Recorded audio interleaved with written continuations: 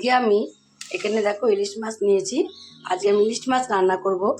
এই ইলিশ মাছগুলো আজকে আমি কিভাবে রান্না করব সেটাই তোমরা প্রথম থেকে শেষ পর্যন্ত পুরো ভিডিওটাকে দেখতে থাকো। আজ ইলিশ মাছটা আমি কিভাবে রান্না করব। তার জন্য এখানে আমি ইলিশ মাছটাকে কেটে ধুয়ে পরিষ্কার করে নিয়েছি। কেটে ধুয়ে পরিষ্কার করে নিয়ে এবার আমি এর মধ্যে দিয়ে দেবো লবণ আর দেবো হলুদ। লবণ আর হলুদের গুঁড়ো দিয়ে মাছটাকে ভালোভাবে একটু মাখিয়ে নেব। নিয়েছি এবার আমি মাখিয়ে নেবে মাছগুলোকে আমি রেখে দেবো এক সাইডে। এদিকে আমি মাছগুলোতে লবণ মাখাতে মাখাতে এদিকে দেখো গ্যাসে একটা কড়াই বসিয়ে দিয়েছি। কড়াইটা কিন্তু ভালোভাবে গরম করে নিতে হবে। এখন কিন্তু ভালোভাবে গরম হয়েও গেছে।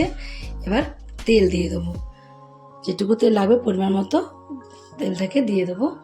তেলটা যখনই গরম হয়ে যাবে মাছগুলোকে দিয়ে দেবো। আর এই মাছগুলোকে কিন্তু দিয়ে দিচ্ছি ঠিকই, আমি মাছগুলো আমি এক পিঠ ভাজবো। কাঁচা রান্না করলে ইলিশ মাছ বেশি টেস্ট লাগে, দু পিঠে কিন্তু ভাজবো না, এক পিঠ করে ভেজে ভেজে মাছগুলোকে তুলে নেব। অনেক ইলিশ মাছ ভাজেই না, কাঁচা ইলিশ মাছটা খুব টেস্ট লাগে খেতে। এদিকে মাছটা ভাজা হতেও দেখেন দেখো আমি একটা শিলনোড়ার মধ্যে একটু সর্ষে বেটে নেবো। আর আজকে আমি শুধু সাদা সর্ষেটাই দেবো। আর তোমরা যদি মনে করো যে এর মধ্যে কালো সর্ষে দেবো সেটাও কিন্তু তোমরা দিতে পারো। আবার যদি মনে করো যে এর মধ্যে পোস্ত দেবো সেটাও দিতে পারো। আজকে আমি শুধু সর্ষে দিয়ে কিন্তু মাছটাকে রান্না করব। তার জন্য যতটুকু সর্ষে আমার লাগবে ততটুকু সর্ষে আমি নিয়ে নিয়েছি। আর সর্ষেটা বাটার সময় আমি করবো অল্প একটু লবণ দিয়ে দেবো। লবণ দিয়ে তারপরে সর্ষেটাকে বাটবো। মাছগুলোকে তো আমি তুলে রেখে দিয়েছিলাম এক পিঠ করে ভেজে। এবার এই পিঠ আমি আগে ভেজে রেখে দিয়েছিলাম, সেই পিঠটা আমি উপরে দেবো, যেটা ভাজিনি সেটা নিচে দিয়ে দেবো। সব মাছগুলোকে কিন্তু আমি কড়াইয়ের মধ্যে এভাবে সাজিয়ে দিই। ভাজিনি সেই পিঠটা কিন্তু নিচে দেবো, আর যেটা ভেজেছি সেই পিঠটা উপরে দেবো এইভাবে। তো আমি কড়াইয়ের মধ্যে সাজিয়ে দিয়েছি। মাছগুলো সব কড়াইয়ের মধ্যে সাজিয়ে দেওয়ার পরে যে সর্ষেটাকে আমি বেটে নিয়েছিলাম সেই সর্ষেটাকে এইভাবে দিয়ে দেবো। ওপর দিয়ে সর্ষেটাকে আমি দিয়ে দিয়েছি।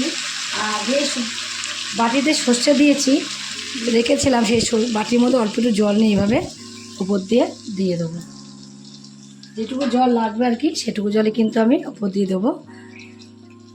তোমরা যে যেরকম গ্রেভি রাখবে সেরকম জলটা দিয়ে দেবে।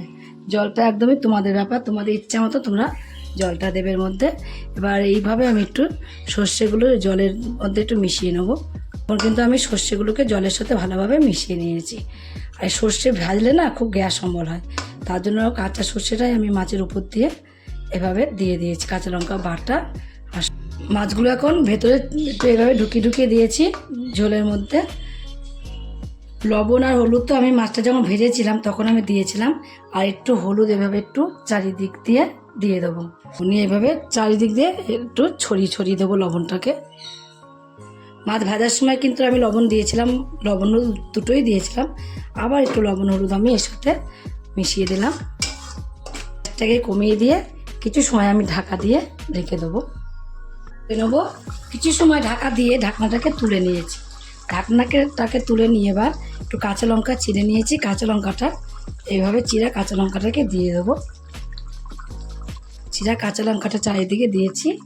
আর একটা কী দেবো এর মধ্যে আমি দেখো আমাদের কাঁচা সর্ষের তেল উপর দিয়ে একটু দিয়ে দেবো। সর্ষের তেল দিয়ে দিয়েছি, যেটুকু দেওয়ার উপর দিয়ে দিয়ে দিয়েছি। কাঁচা সর্ষের তেল আর কাঁচা লঙ্কা দিলে না একটা ফ্লেভারটাই খুব সুন্দর আসে। আর এত সুন্দর ফ্লেভার আসবে তোমাদের কি বলবো, তোমরাও এইভাবে একদিন রান্না করে খেয়ে দেখবে। গ্রেভি কিন্তু আমি রাখবো, একটু গ্রেভি যদি না রাখি ভাত কিন্তু খাওয়া যাবে না। তোমরা শুধু গ্রেভির কালারটা দেখো কতটা সুন্দর হয়েছে। এত সুন্দর হয়েছে গ্রেভির কালারটা, না দেখলে তোমরা বিশ্বাস করতে পারবে না। এবার আমি তাকে একটু গ্রেভি রাখবো বলেই কিন্তু নামিয়ে দেবো। কুচি নিয়েছি, এবার উপর দিয়ে ধনেপাতা কুচি ছড়িয়ে দেবো। ধনেপাতা কুচিটাকে আমি চারিদিক দিয়ে একটু এভাবে ছড়িয়ে দিয়েছি। দিয়ে এবার আমি নামিয়ে দেবো।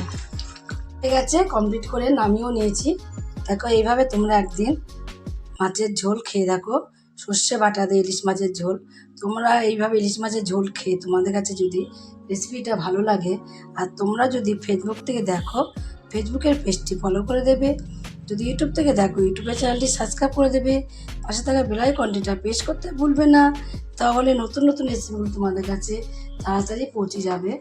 আমার চ্যানেলগুলো তো বন্ধু হয়ে থাকো, সাবস্ক্রাইব করোনি প্লিজ সাবস্ক্রাইবটা করে দেবে। সবার আগে তোমাদের কাছে নোটিফিকেশন ঢুকে যাবে। ছোট্ট করে লাইক করো, কমেন্ট করো, অনেক অনেক শেয়ার করো। নমস্কার বন্ধুরা, দেখা হবে আবার পরের রেসিপিতে।